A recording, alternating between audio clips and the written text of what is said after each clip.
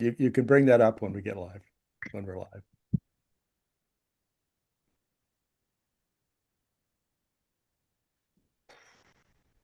Okay. Welcome, everyone, to a live session with Energy Media. We are back today to talk about the Venezuela shift. So, we're talking about a major shift in and politics and world order and global energies. And Markham's going to answer your questions.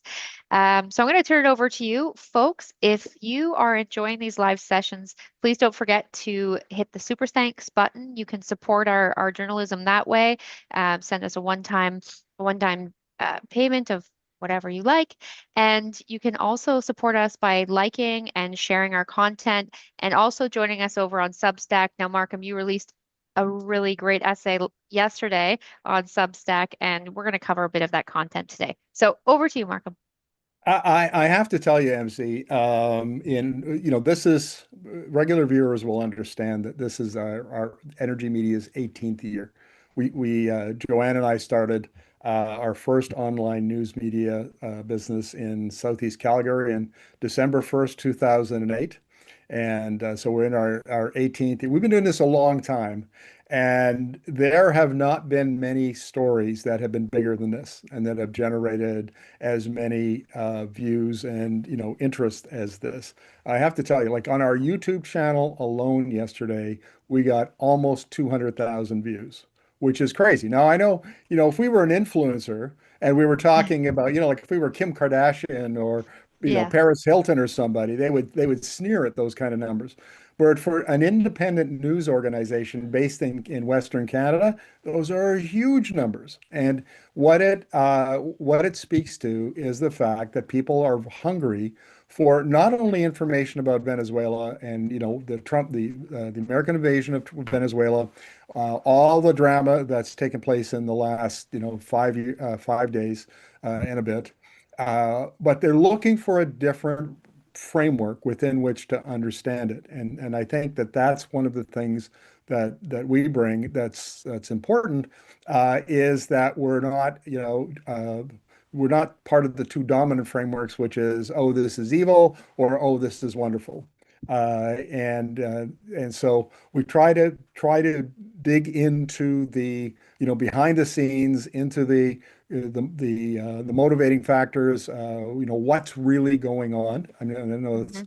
that sounds like a simplistic take on it, but since we decided yesterday, or maybe it was the day before, to do this live today, my thinking has changed a little bit. And so I've got a short slide deck, and I'm going to bring it up here right now. So Yeah, we I, need I mean, to. Markham, I'd like to ask you about how has your thinking changed? I want to know. Well, I think what we're seeing here, remember that, we have an energy transition theory of change. And so basically, our argument is that the most developed technology, which is transportation, so we're talking about electric transportation, really passed its inflection point in 2020. So we've had now 5 or 6 years, and we've seen growing numbers. I just checked today. Bloomberg NEF, Colin McCarricker, the head of their clean transportation sector, I interviewed him a year ago about his prediction for 2025, and he said 22 million EV units will be sold globally. And today they released their numbers, and it was like 21.9 million. So for all of the Wow. anti-EV and all of the narrative about electric transportation slowing down and taking a pause and all of that, that may be the case in North America. It is not the case globally. It's not the case in China. It's not the case in Southeast China. It's not the case in South Asia. It's not the case in Latin America. The electrification of transportation is accelerating quite significantly. And in our theory of change, the first industry to be disrupted by the new electric technologies is transportation. So what that means is once that industry is disrupted, and we're seeing now major disruption in individual business, like individual companies, Yeah. legacy automakers, The next thing that happens is you see disruption upstream and downstream. And upstream of the auto industry is oil. So when we're looking at this, if we take this broader view, instead of focusing on what Trump is doing in Venezuela, and believe me, that's really important because it's an entirely different approach to international relations, international law, Yeah, trading agreements. All of that is absolutely critical. But when it comes to just the oil issue, then you have to take the bigger picture. And the bigger picture is that China is leading the electrification of transportation in the global south. It is well advanced. Other countries are beginning to, like Thailand, Vietnam, are developing their own Malaysia. industries, Hmm. sometimes in conjunction with China. Now we're seeing EVs move into the developing countries, in Africa, in Latin America, and so on. And so the point here, the thesis of my argument today is that Trump has made an enormous miscalculation because in the short term, there may be benefits to the United States of taking over Venezuelan oil production and moving it into the Gulf Coast or moving it into to global markets. And there may be, that may provide some additional security, and that's debatable, frankly, but maybe it will. Maybe it'll provide some extra revenue. Certainly, who in the audience was surprised to discover that the U.S. government will not be putting revenue from the sale of Venezuelan oil into U.S. government accounts? It'll go into some kind of offshore account, some kind of private bank, Yeah. you know, Wow. and I mean, you can see the Trump fingers, the family's sticky fingers all over that. I mean, I don't know how it's going to happen, but I think we'd be silly not to assume that somewhere, some of that money is going to get siphoned off for the benefit of the Trump family, because that's the way it's happened for the last year. So anyway, but that's a side note. So the point is, he's made a strategic miscalculation because he seized the oil to keep it from China. That's the current thinking in the people that I read. Yep. But in doing so, if you're China looking at this and going, okay, well, you know what? Um, my transportation demand plateaued in 2024. Tr- Chinese oil transportation fuel demand plateaued in 2024. It'll probably and it stayed that way in 2025, and we expect as more EVs come into the auto fleet in the next year or two that it's going to begin to decline before 2030.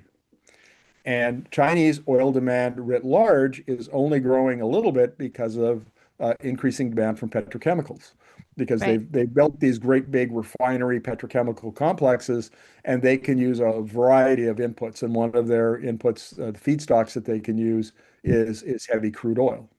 So that's what's keeping some of the demand up. But if I'm China and I'm sitting here looking at this, I'm going, you know what? I have an alternative. I don't have to buy oil to run our transportation sector. I have an electric alternative. I have a competing technology to the internal combustion engine, and that's the way I'm already committed to it. That's part of our 5 year plan. It's part of our geopolitical strategy. And so, okay, fine. I'll just accelerate that, and we'll consume less oil.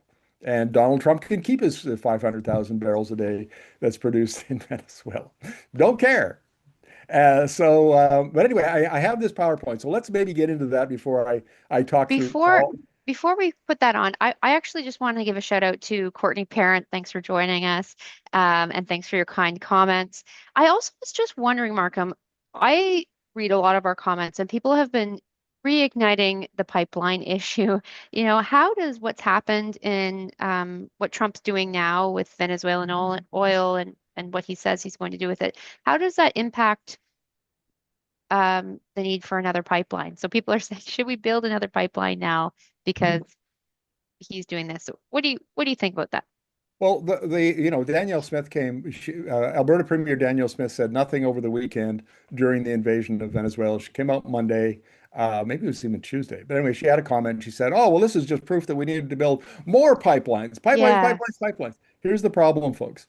Already, the Alberta could not put together a private sector proponent for a proposal. There's just way too much uncertainty, and the companies can talk all they want about how it's regulation and it's the federal government, but the industry and Danielle Smith had nine demands, nine sets of regulations that they needed to be eliminated, Yeah. and Carney gave them seven of them. Seven of them. And there's been chatter about how maybe there'll be, and this comes from Smith, there'll be a carve out on the tanker moratorium, Bill C-48, that Well, would allow tankers to go into Prince Rupert. So the federal government has bent over backwards to make this pipeline feasible. And now it's going to be up to Alberta because already when remember the Canada-Alberta MOU, yep. and so the pipeline has already been accepted as a project of national interest, and now it's up to Alberta to come through with a proposal. And the betting is that it will be Alberta government led with one or two, maybe more private sector partners as minority partners. And whether it'll be a crown corporation, whether it'll be a private corporation with these other companies as shareholders, that's yet to be determined. We'll see how that goes. But but all of what's happening in Venezuela, because it's targeted at Chinese oil supply, adds incredible uncertainty. You've already got low prices, right? And we're talking about low prices that are expected all through 2026, maybe into 2027, because we've got a 2 million barrel a day oversupply of the market. Yeah.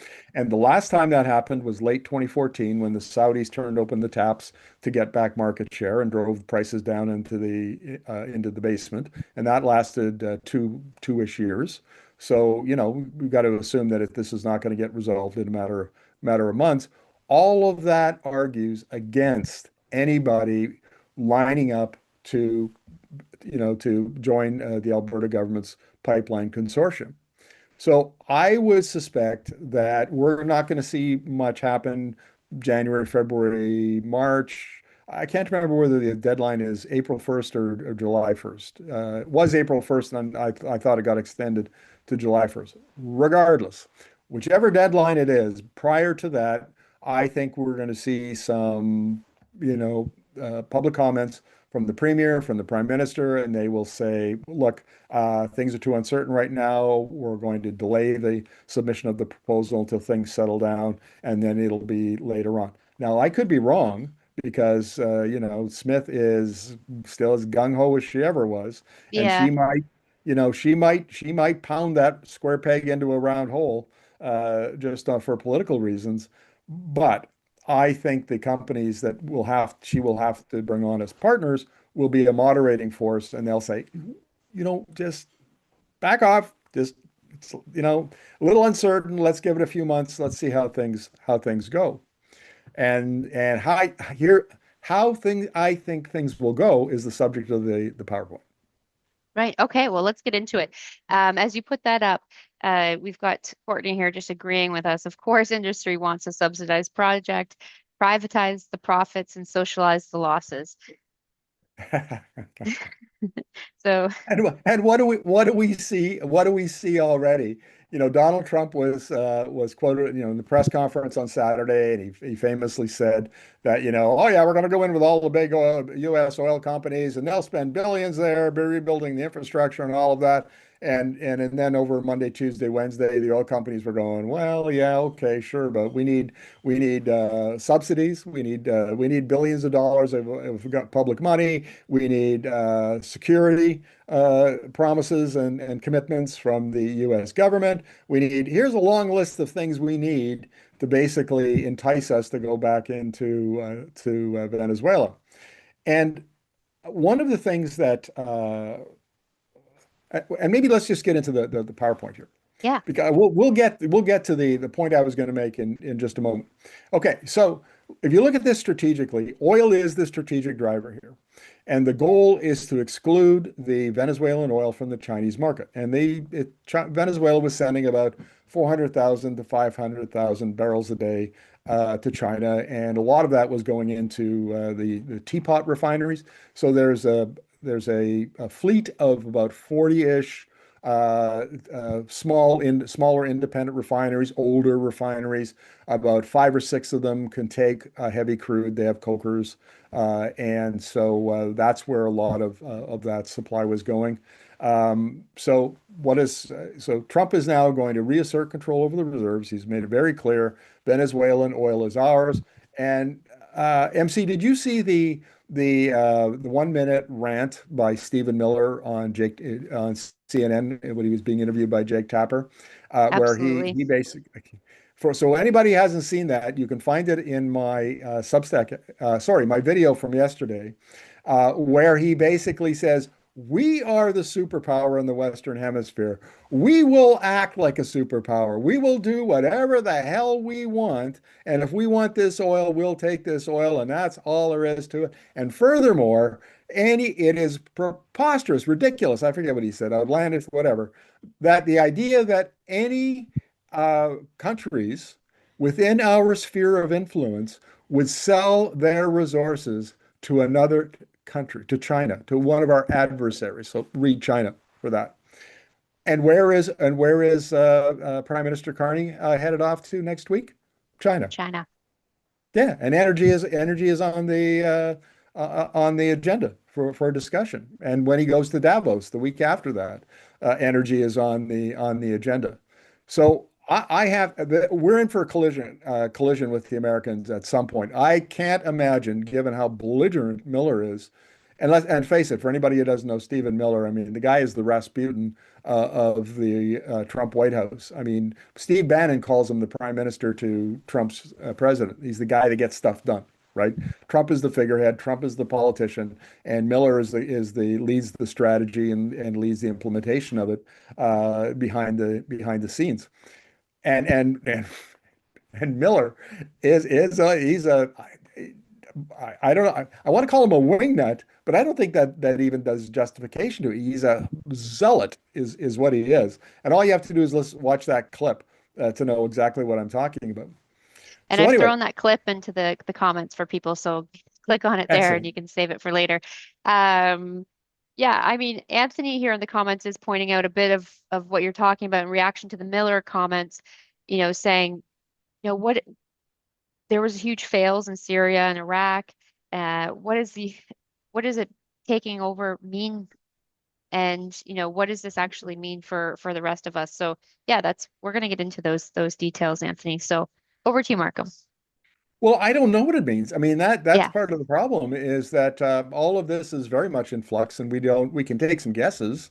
I mean, it you Trump has said publicly, Miller has said publicly that the idea behind getting the Venezuelan oil is for the United States to use it. Well, the only market that Venezuelan oil can go to is the U.S. Gulf Coast. yeah, The other markets of any size are the Midwest, where Canada provides all of their 100% of their imports, the Rockies, where we provide 100% of their imports, and California, which is a much smaller market.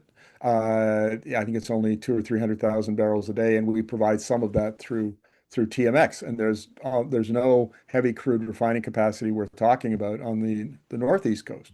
So the only market that is available is Texas, Louisiana, mostly in the refineries, crude refineries in Texas, and that is about, according to S&P Global, that is about 2.8 million barrels a day of refining capacity.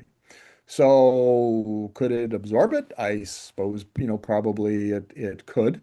Energy economist Dr. Chris Bataille, who we've interviewed many times, he says it's just going to be the market in Texas will clear based on price because there's a lot of heavy crude re-exports from Canada already, and so if Trump puts the oil into the U.S. Gulf market, then prices are going to have to fall, and then we'll see whose oil gets re-exported someplace else. I think that's basically the argument. We won't know until we actually see it in operation. So there's a lot of unknowns here, but none of them look great for Canada. And what and we've talked already about the U.S. Oil majors. Chevron is already there. It's the only major that's got feet on the ground. It's got local suppliers, local workforce, knows the local conditions. And so I would expect that Chevron is going to be the front of the line. But who knows? Yeah. Maybe the fact that they know the market means that they don't want any more of it. Yeah. I don't know. We'll have to wait and see. I haven't seen any specific comments from the oil CEOs yet. But let's talk about China, because how is China going to respond? And this is the point that I think often gets lost: is the 400,000 or 500,000 barrels a day that Venezuela provides to China is not a lot. In 103 million barrels a day, even in the 10 million, 11 million barrel a day heavy crude market, 500,000 is like what, it's not that much. No. So there are other suppliers. Iraq is probably the biggest supplier with Basra Heavy, and then Saudi Arabia, and Saudi Arabia has some spare production capacity.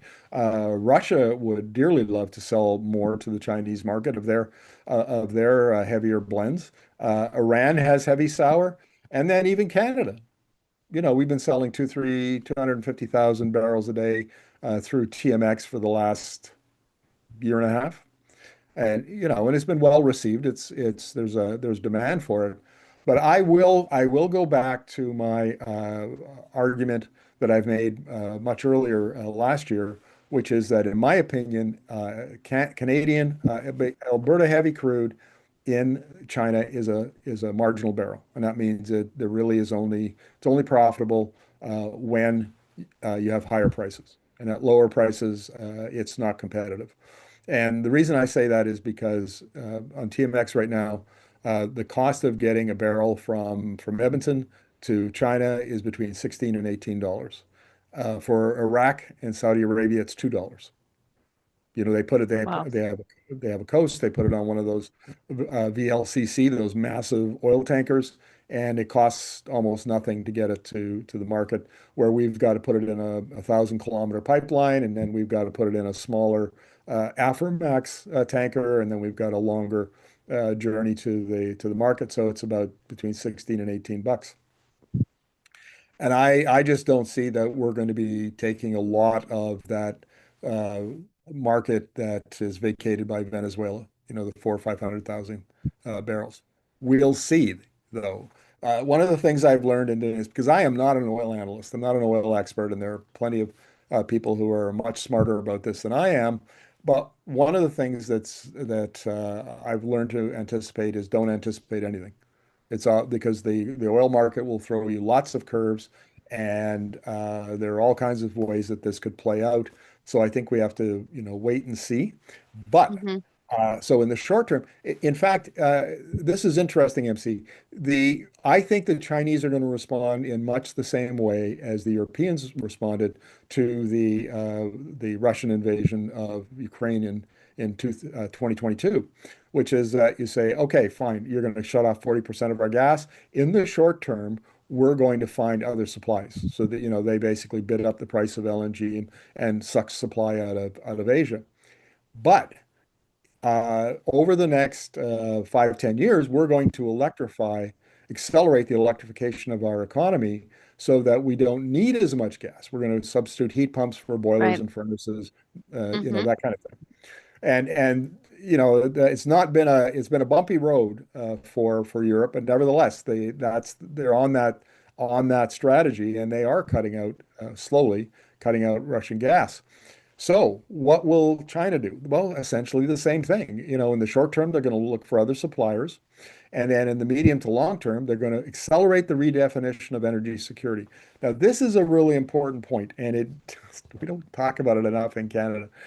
Yeah, but if you talk to Premier Daniel Smith, if you talk to the oil CEOs, even if you talk to Mark Carney, what they say, energy security is the supply of hydrocarbons in sufficient quantities at a reasonable price that everybody can have what they need, right? And that is not the way Asia thinks about energy security. From their Hmm. point of view, hydrocarbon imports are expensive. Like, last year in 2024, China imported $325 billion of oil and another 40 to 50 billion dollars of LNG. So if you're sitting there in China and going, well, look at how much we spend out of our foreign currency reserves to buy that. So that's one thing. Then we've got all of the price volatility, and we've had lots of that, since 2020 and the start of the pandemic. And we've got supply volatility because look at Yeah. what Trump is doing now. He's basically moved to cut off a supply of Chinese oil from one of the, I won't say a major supplier, but a significant supplier. Supplier. Hmm. Yeah. And so if you're looking at it from China's point of view, relying on hydrocarbons is in fact a uh, a, a measure for insecurity, energy insecurity. Now it's a different question on gas. That's much more complex. But certainly it's true on the oil side, which is what we're talking about today. And so I think that what we're going to see is China accelerate the electrification of its transportation. It's going to say, fine, we'll start it's not only about cars, but we'll also the electrification of medium duty, delivery vans and garbage trucks and buses and that sort of thing. That's Hmm. already well underway. They're already starting now to electrify long haul trucks and shift some of it to gas, to natural gas, get it Yep. off of diesel. And they're going to, I would expect that they're going to accelerate that. I mean, they produce about 25 million cars in a year, and they have manufacturing capacity to do 50. So, and a lot of that new capacity is to make electric vehicles or plug-in hybrids. Now we're talking about, China is talking about saying, hey, you know what, we can make super hybrids so that, you instead of having 50 kilometers of electric range, now you can have 150 or 200 plus your gas engine, or maybe it's an extended range model. And Yep. so that, the only time you have to worry about, the gas engine cutting in is when you're going on a longer trip because people only travel 50 to 100 kilometers in a day. They don't need Yep. much more than that.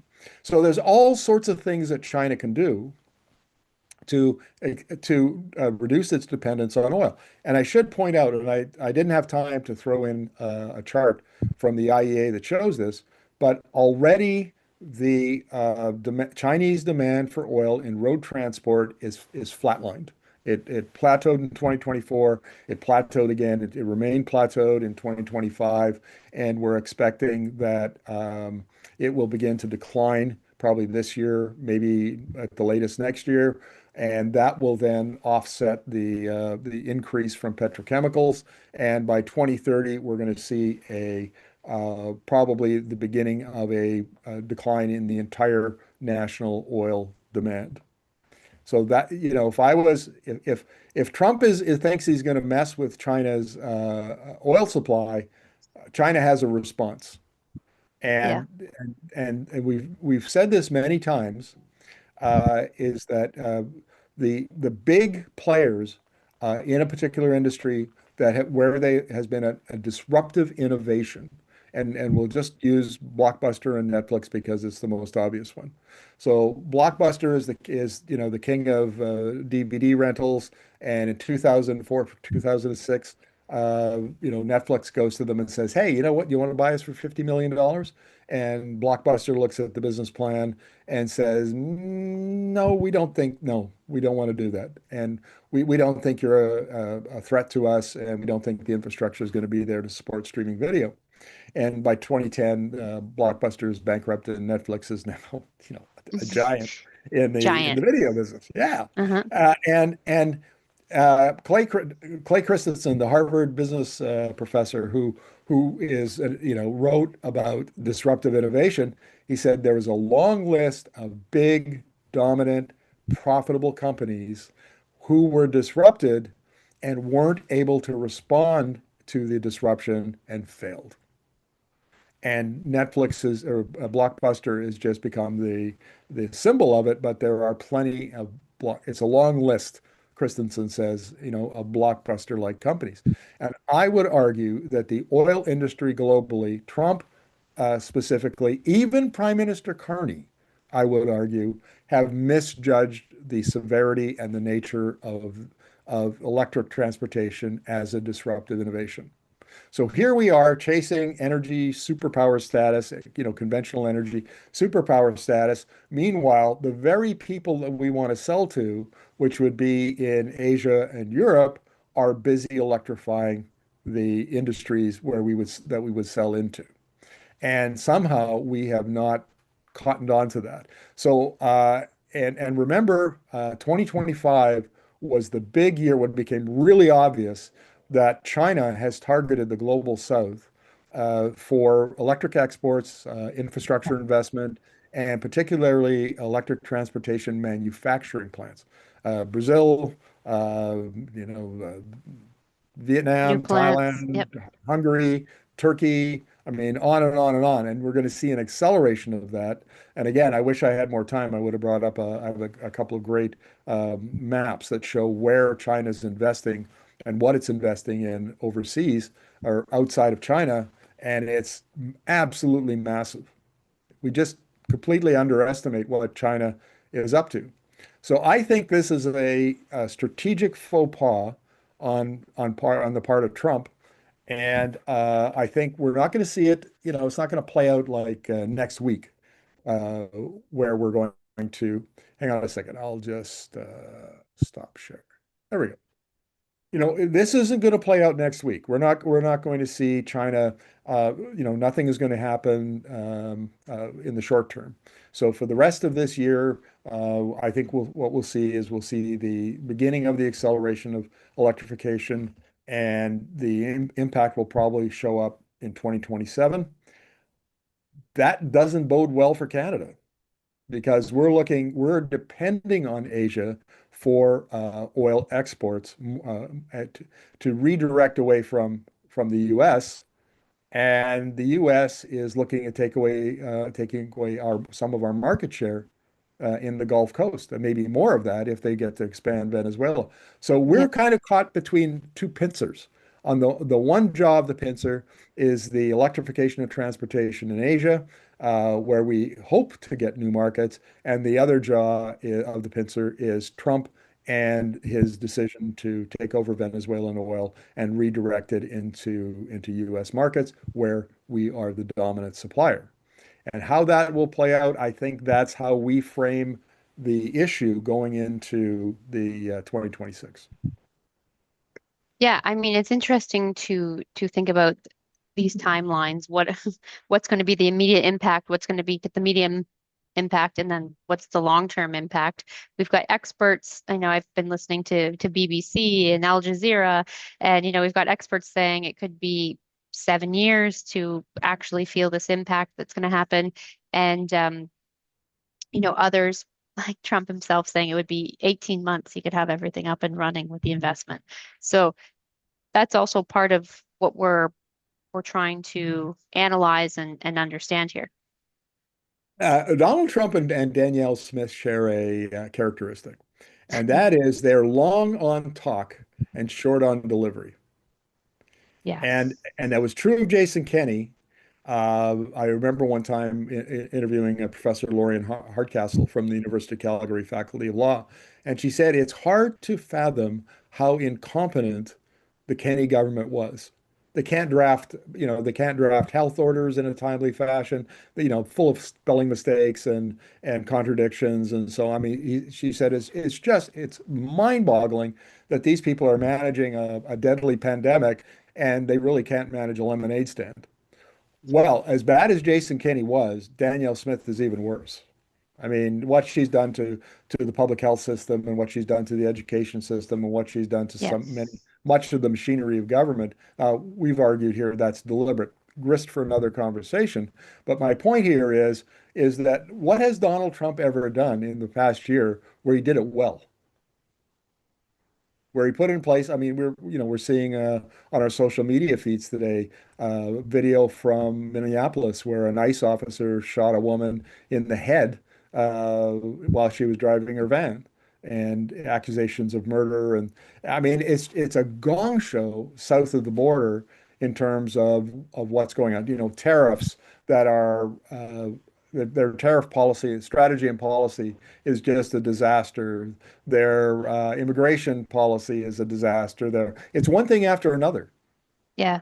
We just saw it yesterday. Marco Rubio, the Secretary of State, who released this 66 global organizations that the U.S. is going to withdraw from. I mean, this is a clear signal that we are now in a we're not the multilateral world that we've had, that America built after 1945 is crumbling around us. And Donald Trump is wielding the hammer. And so I would not trust Trump and his henchman, Stephen Miller, to successfully pull this off unless all they're doing is writing checks and big oil comes in and they do know how to manage projects, right? Right. And Hmm. so they could do this. The fact that Donald Trump and Stephen Miller are involved, it's going to be a cock up in some way. You know it. So we'll have to wait and see how that plays out. So all sorts of Yes. uncertainties here, folks. Well, we've got in the comments, people talking about battery storage happening in Southern Ontario. What's that mean? $80 a barrel could be easily worth it to the US if they get serious about economic warfare. Um, who else have we got here? Courtney's back saying the pause on approvals for renewables really delayed economic development. And I think she's referring to the US there. Um, yeah, the comments are just letting up about different ideas. And I think what you've brought up too is Trump is about chaos. He likes to create this chaos to keep us all guessing and for it to be very difficult to understand what's coming next. Right. Well, that's very true. But one of the things that I would say to the viewers today is Canada's leadership has really dropped the ball on this. So, Yes. we're talking about electrification. And so I looked up the some of the stats, and I wish I had them at my fingertips here, but 0.5% of the Canadian auto fleet is electric. 10% of Canadian homes have a heat pump.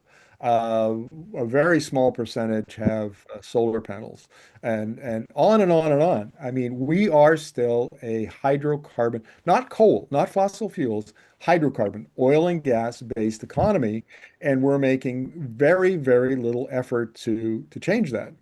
And at the very time that China has driven down the cost of those technologies, electrotech, and they've driven them down below the cost of combustion technologies. So whether it's an electric vehicle or whether it's a heat pump or whether it's some industrial process, yeah, the electric is cheaper, is more efficient, it provides higher value, et cetera, et cetera. And if it doesn't today, it will tomorrow. So the future of, as we often say, the future is electric. And if Canada wants to become competitive, we need to get off this fixation with hydrocarbons. And there are, as we often say, bitumen is far and away the biggest export that we have, and there are material non-combustion uses for bitumen. We don't Yep. have to send it to a refinery. We can make more money making carbon fiber or asphalt binder or graphene or whatever it is that we can come up with because we're, clever scientists and engineers. And we don't have to take this strategy. And folks, I think we're at the point now where this is coming to be an inflection point for Canada, where our Yeah. leadership is going in the wrong direction. They have made the blockbuster error. They have misjudged the nature of the disruptive innovations in electric technology.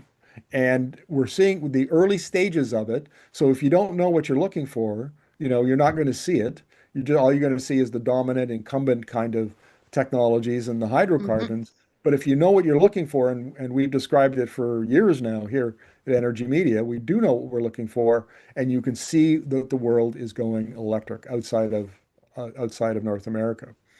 So Write your members of parliament, write your prime minister, write your MLAs, write your chambers of commerce, whoever you want to put pressure on, write a letter to the editor, whatever, hold coffee parties. We have to start.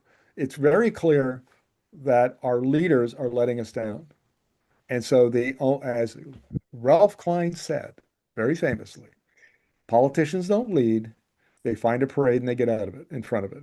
And so Mark Carney has found a parade, pipelines and oil sands and LNG and all that. And now he's out in front of the hydrocarbon expansion parade. And in order to change that, the only way, in my opinion, is to build another parade based around electrification, electrotech, renewables, those kinds of strategies. That's the best future for the Canadian economy. And what Donald Trump is doing in Venezuela only convinces me just that much more that the electric is the way to go and hydrocarbons is not the way to go.